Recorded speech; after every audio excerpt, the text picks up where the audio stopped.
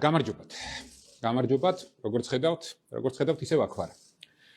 ამ წლის 15 იანვარს განხორციელდა წინასწარ ორგანიზებული, წინასწარ დაგეგმილი ძალადობრივი თავდასხმა ჩასაფრებით ჩემზე და ფაქტობრივად ჩემს გუნდზეც, რომლის დამკვეთი და რომელსაც ჰქონდა პოლიტიკური შურისძიების სახე და ამ შურისძიების ავტორი და დამკვეთი გახლდათ ბიძინა ივანიშვილი. ივანიშვილი ბიძინა კაიხანია უკვე მემუქრება მე და ჩემს ოჯახს სხვადასხვა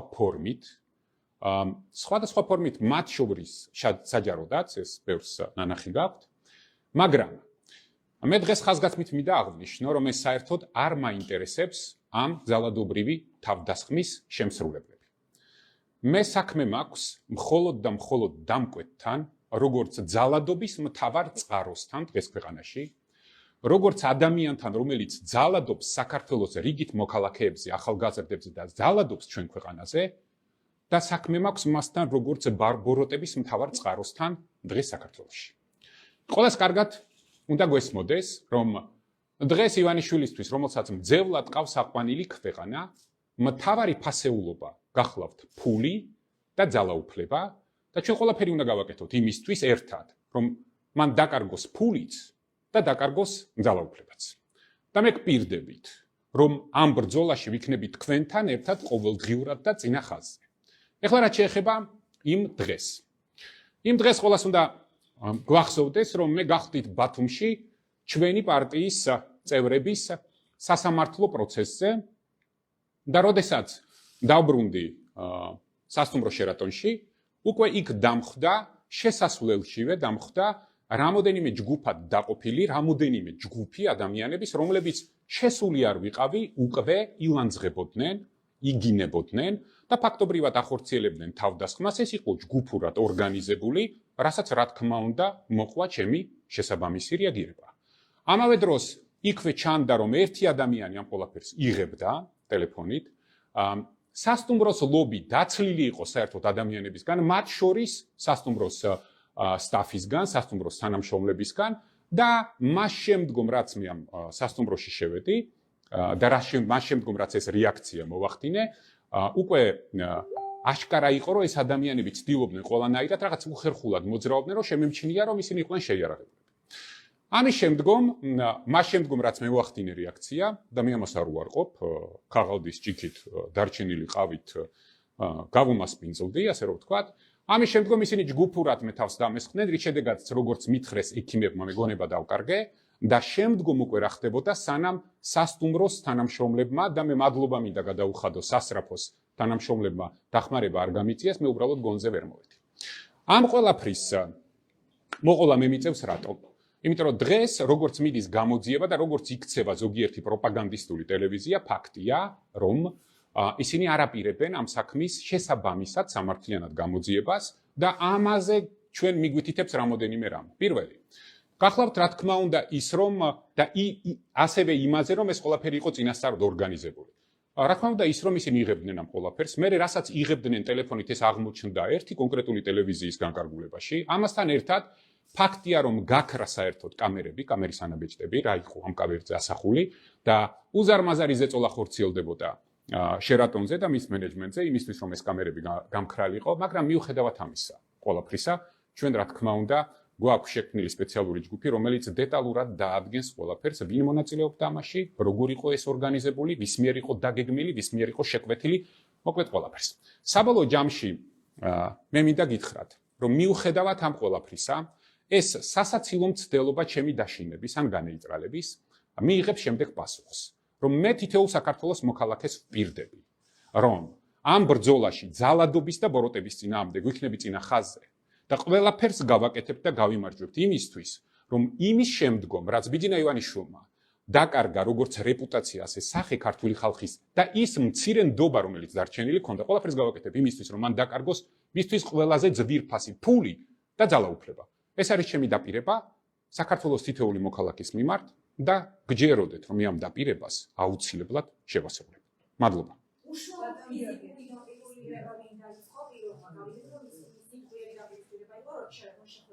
უშუალოდ ფიზიკური დაპირისპირება,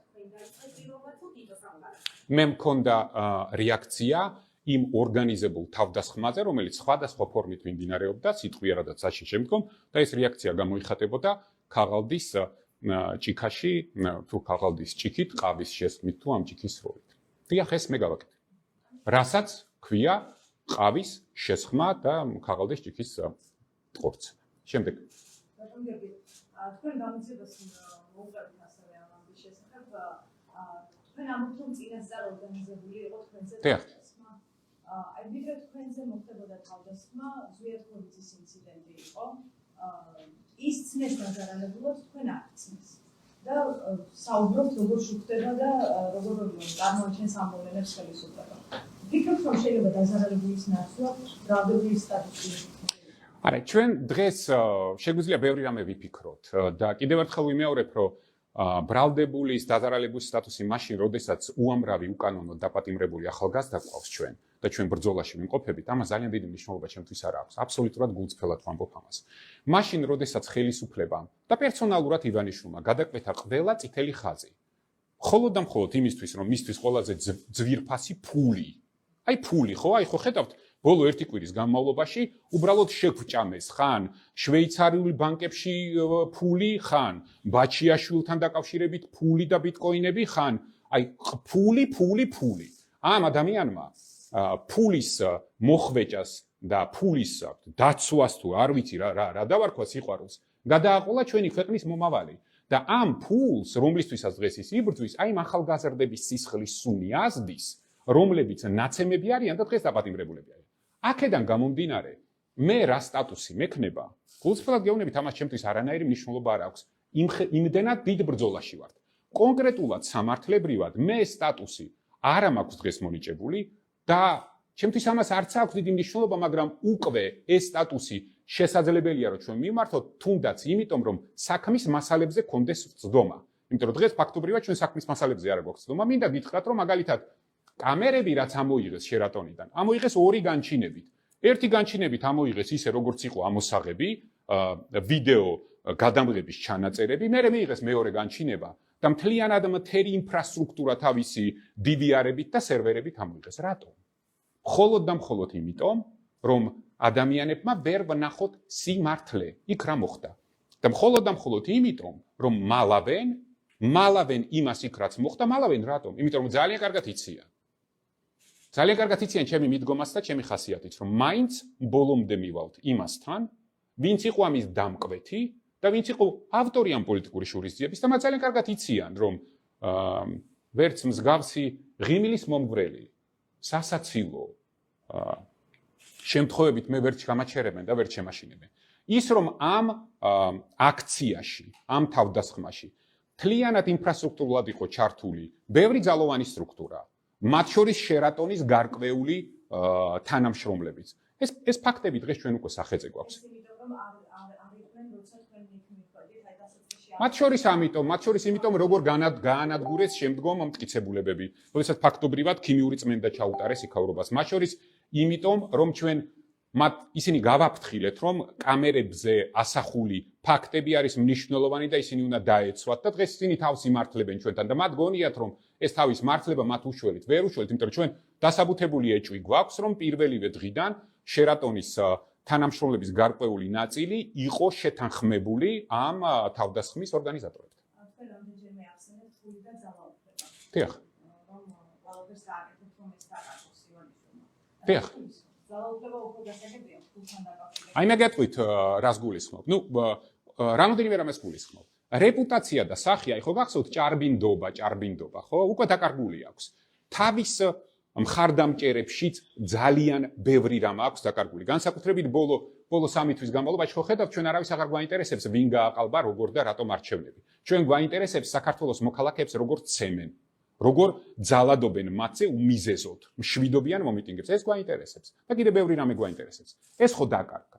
ეხლა ხო ხედავთ როგორი გამწარებული იცავს თავის გროშებს. აი ხო ხედავთ, ამისთვის იყენებს პრემიერებს, პრეზიდენტებს, ქვეყნის სახელმწიფო ინსტიტუტებს, აი მაგალითად ჩვენი ქვეყნის პოლიტიკურ ლიდერებს სალაპარაკო მეტი არაფერი არა აქვთ, გარდა ისინი ზრუნავენ დიდი ბრიტანეთის რეპუტაციაზე. ეხლა თურმე საერთაშორისო მედიის რეპუტაციაზე ზრუნავენ შვეიცარიულ საბანკო სისტემაზე. ეხლა ბიტკოინებზე ზრუნავს დაიწყებენ, მაგრამ აი ამაზე ყველაფერზე საუბრობენ, ეს რას ნიშნავს? იმიტომ რომ ამ ადამიანისთვის ფულზე უფრო დიდი ფასეულობა არ არსებობს. ამ ადამიანისთვის ჩვენი მომავალი, ჩვენი შვილების მომავალი, ჩვენი ქვეყნის მომავალი, საერთოდ არაფერი არ არის ფულთან შედარებით. ამიტომ სანამ ჩვენ არ გავაკეთებთ ყველაფერს, რომ ეს ადამიანი ჩამოვაშოროთ ძალაუფლებას და სანამ არ გავაკეთებთ ყველაფერს იმისთვის, რომ მან დაკარგოს ის ფული, რომლის დიდი ნაწილი საქართველოს მოქალაქეებს მოპარა ბოლო წლების განმავლობაში, რა თქმა უნდა ჩვენს მისიას შესრულებულად არ ჩავთვლით. ამიტომ ჩვენ ვთვლით, რომ და ჩემი დაპირებაც სწორედ ამაში გამოიხატება. მისი სახელი და რეპუტაცია უკვე გასაგებია. ქვეყნის შიგნითაც და ქვეყნის გარეთაც. დღეს საუბარი უნდა იყოს იმისთვის, რომ მან არ გააგრძელოს ბოროტება ამ ქვეყნის მომავლის წინაშე. მან უნდა დაკარგოს მისთვის ყველაზე ძვირფასი ფულიც და მან უნდა დაკარგოს ძალაუფლებას. იმიტომ რომ იმ ფულის დიდი ნაწილი ეკუთვნის საქართველოს მოქალაქეებს და ძალაუფლება ეკუთვნის საქართველოს მოქალაქეებს სრულად.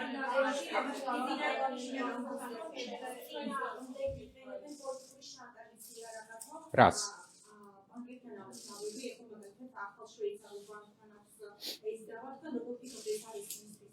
პოლიტიკური შანტაჟი ზიარაღად იყენებენ და ასევე წინა შემთხვევაში კრედიტს ეხებოდა ეს დავა ამბობდნენ რომ შეფასებით ნაწილში ეს იყო რომ პოლიტიკური ეს არის კერძო დავა როგორ ფიქრობთ ამის კერძო დავა მე არ ვიცი სამართლებრივად იქ რა ხდება მე ზუსტად ვიცი რომ ბიძინა ივანიშვილისთვის მთავარი ფასეულობა არის ფული ნებისმიერ მილიარდს გადააყოლებს ჩვენი ქვეყნის და ჩვენი შვილების მომავალს უპრობლემოდ. იმიტომ რომ მისთვის ეს არის მთავარი ფასეულობა. უბრალოდ ხარბი ადამიანია ფულის კონტექსტში და ძალაუფლების კონტექსტში არის ძალიან ხარბი ადამიანი. ამიტომ როცა დაჭირდება, გამოიყენებს ისე, როცა დაჭირდება, გამოიყენებს აი ასე. როცა ჭირდება ქვეყნის პოლიტიკური თანამდებობის პირებს დააყენებს და ალაპარაკებს მის კერძო დავაზე და მილიარდებზე კერძო ბანკთან შვეიცარიასთან. რა შუაშია საქართველო?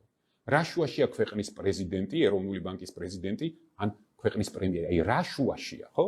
აი რა შუაშია. ამიტომ უნდა გვესმოდეს, რომ ჩვენ სიმართლეს, ჭეშმარიტებას ამ დავაში ვერასოდეს ვერ დავადგენთ. იმიტომ რომ უბრალოდ დეზინფორმაციის და ტყუილების სივრცეში გვაცხოვრებენ. უნდა გვესმოდეს და არც უნდა ვეცადოთ. ეს არ არის ჩვენი საქმე.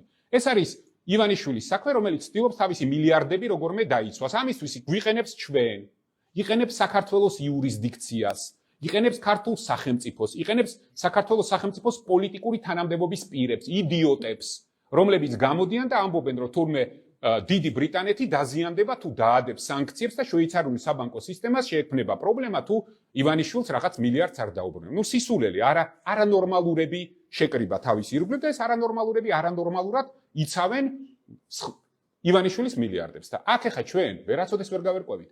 ჩვენ უნდა გავერკვიოთ ამ ქვეყანას რას უშვებით და ხვალ ჩვენი შვილები როგორ იცხოვრებენ ამაზე და ივანიშვილი თავისი მილიარდებით თუ მილიონებით როგორმე უჩვენოდაც მიხედავს თავის თავს. შესაბამისად თქვენ მნიშვნელოვნად მიგაჩნიათ ის სანქციები, რომელიც დასავლეთიდან მოდის და რომელიც ასევე არის მოსალოდნელი. დიპლომატიურ პასპორტებზე ახლა აპირებენ მსჯელობას, ფიქრობთ თუ არა რომ ფინანსური სანქციები ამას მოყვება და ხედავთ თუ არა რომ ხელისუფლებასთან დაახლოებული პირები ასევე გრძნობენ ამ მოახლოებას. მაგალითად ირაკლი რუხაძის საუბრები მიგაჩნიათ თუ არა რომ ამ მოლოდინს ასე ვთქვათ ასწავლეთ. ირაკლი რაც ეხება ამ თემას ეს ირაკლი რუხაძის ღიმილის მომგვრელი რაღაც რეფლექსირებები რო ვერ გაურკვევია სანქციების უფრო ეშინია თუ ბიძინა ივანიშვილის საკეში უნდა დადგეს თავის თავთან ჩამოყალიბდეს სანამ ირაკლი რუხაძე არ გამოვა და საჯაროდ არ იტყვის ვისი საკუთრებაა და ვის ეკუთვნის იმედი ყველანაირი მისი საუბარი სხვა თემებზე არის ჭორაობა და თვით გადარჩენის მცდელობა. ამიტომ თუ ირაკლი რუხაძეს უნდა ქართულ საზოგადოებას ელაპარაკოს რამეზე, გამოვიდეს და თავი კი არ იმართლოს, რომ თურმე ძალიან არ აინტერესებს იმედზე რა ხდება და როგორმე თავს დააღწევ და იმედს გამოვიდეს და თქვას, ვისი საკუთრებაა ტელეკომპანია იმედი, ვის ეკუთვნის იმედი, როგორ ფინანსდება იმედი, რა კავშირი აქვს იმედთან ივანიშვილ ბიძინას და ამის შემდგომ შესაძლებელი იქნება მისი მოსმენა. მანამდე ნებისმიერი მისი საუბარი არის ჩვეულებრივი ჭორაობა და რაც უფრო ნაკლებ ყურადღებას მიაქცევთ, უფრო უკეთესი იქნება. ეხლა რაც შეეხება თვითონ სანქციებს. აი შეხედეთ, დღეს ფაქტობრივად ივანიშვილ ბიძინას და მის ირგვლივ ჩამოყალიბებულ 20-25 აი ეს კლანურ ოჯახს საქართველოს სახელმწიფო და ჩვენი იურისდიქცია მძევლად ყავთ აყვანილი. ეს ადამიანები ივანიშვილი ფლობს ქართული სახელმწიფოს ბეჭედს და ხმარობს მას ზუსტად ისე როგორც მის პერსონალურ ინდივიდუალურ ინტერესებიდან გამომდინარეობს. არა ისე როგორც საქართველოს მოქალაქეებს სჭირდებათ. ამიტომ სანქციები, მათ შორის ფინანსური სანქციები, არის ის იძულებული ღონისძიება, რომელიც ჩვენ უნდა დაგვეხმაროს იმაში, რომ ჩვენი სამშობლო, ჩვენი ქვეყანა დავიხსნათ მძევლობისგან, რომელშიც დღეს იმყოფება ჩვენ და საუბედუროდ და ყველას კარგად უნდა გვესმოდეს, რომ ზოგს მეტი, ზოგს ნაკლები, მე შეიძლება უფრო მეტი, ვიღაც უფრო ნაკლები, მაგრამ ჩვენ ყველას ჩვენი წვლილი გვაქვს ამაში. და ჩვენი ვალია, ჩვენ სამშობლოს ეს ვალი უკან დაუბრუნოთ. რასაც მე ვაკეთებ და მომავალშიც გავაგრძელებ. ამიტომ ვინმეს თუ გონია, რომ მე რაღაც მორალური დილემა მექნება იმასთან დაკავშირებით, რომ ბიძინა ივანიშვილის რეჟიმის ბიზნეს სპონსორები და ფინანსური სპონსორები არიან დასასანქცირებელი, არ მექნება. იმიტომ რომ ეს ადამიანები ძალადობენ ჩემს სამშობლოზე. რა თქმა უნდა, ისინი არიან დასასანქცირებლები იმისთვის, რომ ჩვენ დავიხსნათ ჩვენი ქვეყანა მძევლობისგან, რომელშიც სამწუხარო და საუბედუროდ აღმოჩნდით.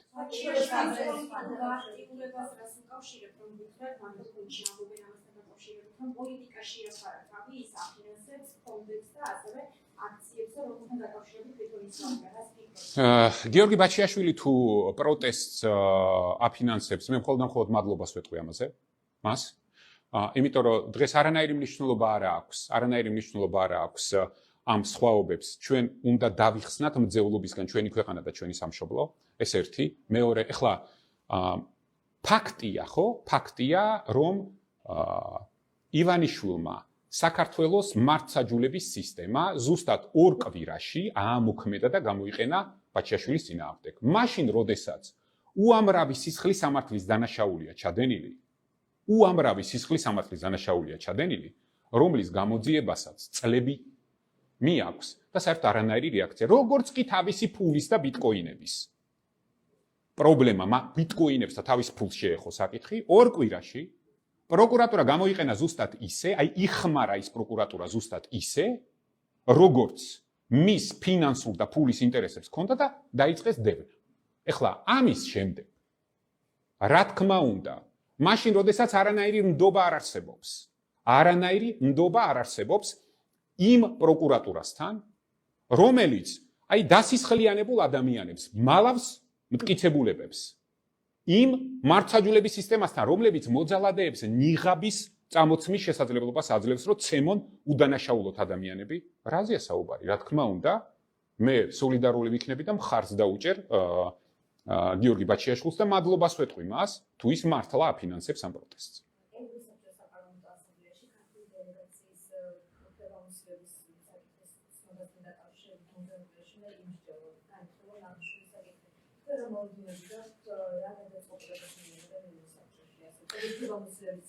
ეს სრულად არის ევროსაბჭოს კომპეტენციის საკითხი, ამიტომ მე აქ მიჭირს დღეს რაიმე პროგნოზის გაკეთება. მიუხედავად იმისა, რომ ვადასტურებ, რომ მე ჩვენი პარტიის სახელით წერილი გავაგზავნე ევროსაბჭოში, საერთოდ მინდა იცოდეთ, რომ მაშინ, როდესაც დღეს საქართველოს ყავს არალეგიტიმური მოძალადე, არალეგიტიმურსაც თავი რა დავანებოთ, მოძალადე ხელისუფლება, რა თქმა უნდა, ხელის ჩამოურთმებლობის და არაღიარების პოლიტიკას ჩვენ მხარს ვუჭერდით და მომავალშიც მხარს დავუჭერთ.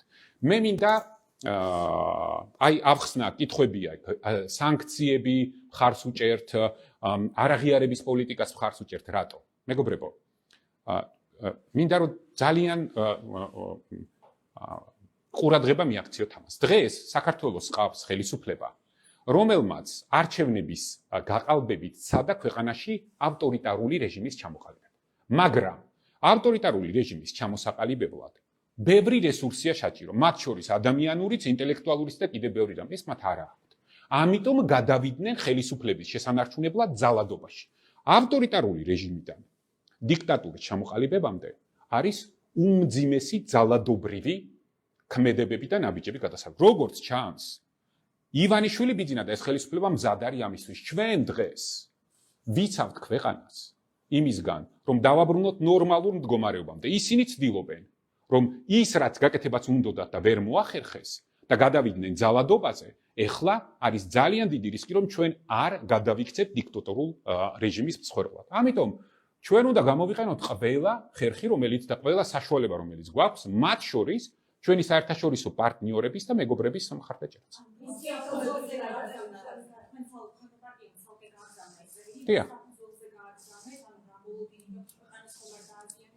ქვეყანას ეს როგორ დააზიანებს? კი ბატონო, ახსნი. ანტისახელწიფოებრივი ქმედება რა არის ცით? ანტისახელწიფოებრივი ქმედება, როდესაც სამართალდამცავ სისტემას, რომელიც წლების წინ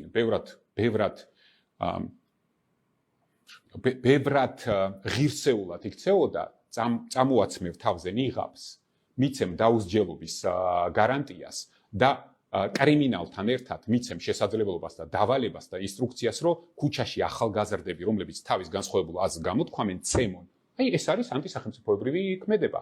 ანტისახელწიფოებრივი ქმედება, როდესაც იცი, რომ თუ არჩევნებს ჩაატარებ ნორმალურად, ამით დაეხმარები შენს ხალხს, შენს ქვეყანას და რადიკალიზაციას შეამცირებ და კრიზისიდან გამოიყვან ქვეყანას ამის მაგივრად, უხეშად აფუჭებ და აყალბებ არჩევნებს. აი ეს არის ანტისახელწიფოებრივი ქმედება. ანტისახელწიფოებრივი ქმედებაა მაშინ, როდესაც იცი, რომ შენი ქვეყნის მოსახლეობის 80% არ იჯერებს ამ არჩევნების შედეგებს, მაინც აი ამ პარლამენტს კრიბავ და ამ პარლამენტს მე არჩევინებ უკანონოდ მთავრობას და უკანონოდ პრეზიდენტს. აი ეს არის ანტისახელწიფოებრივი ქმედება. და ანტისახელწიფოებრივი ქმედება კიდევ რა არის, ცით? როდესაც შენი სტრატეგიული პარტნიორები, ევროპელი მეგობრები გეუბნებიან, რომ ევროკავშირის გაფართოების პროცესი დაწყებულია და კარები ღიაა და მობრძანდით და შენ რო ამბობ, რომ არა, ასეთ ევროპაში მე არ შევალ. აი ეს არის ანტისახელწიფოებრივი პოლიტიკა და რო გვესმოდეს, ეს დროის თემა, მეთქი არაფრის. ამას ჭირდება უბრალოდ დრო. მათი სასოწარკვეთილი გამომეტყველება უკვე ყველაფერს ძალიან კარგად აჩვენებს. ჩვენ უბრალოდ გვჭირდება მოთმინება და ჩვენ გვჭირდება პასუხისმგებლობა მათ მაგივრადაც. იმიტომ რომ დღეს თუ ვინმე არის ანტისახელწიფოებრივად მოქმედი, ეს არის ივანიშვილი ბიძინა, მისი ქვეშემრდომები, ეს კლოუნები, რომლებმაც თავს დაარქვეს მთავრობა, პრეზიდენტი, მინისტრები და ასე შემდეგ და ასე შემდეგ. აი ეს არის ანტისახელწიფო. ამას მე იმის პრეტენზია კი არ მაქვს, რომ მე ბოლო ინსტანციის სიმართლეს ვამბობ. მე ამას ვამბობ ზუსტად ისე, როგორც უბრალოდ მე მაქვს იმის შესაძლებლობა, რომ დაველოდო ისტორია, რაც დაარქმევს, ზუსტად ისე, როგორც ღალატს დაარქმევს ისტორია. ვინ არის მოღალატე, ვინ უღალატა ქართულ სახელმწიფოს, ვინ უღალატა ქვეყანას, ვინ უღალატა მოქალაქეებს. ამასაც ყველაფერს დაარქმევს ისტორია და ამას ჩვენ 7 წნარად დაველოდებით უბრალოდ არ მივცემთ არავის. იმის აქამდე თუ ეგონათ, რომ აი ჩვენ რაღაც კომპლექსები გვაწუხებდა, რომ აი რაღაც ვინმეს შეაშინებდნენ, ან ვერ დამთავრებული ეს. უკვე წითელი ხაზი ბრძანეთ.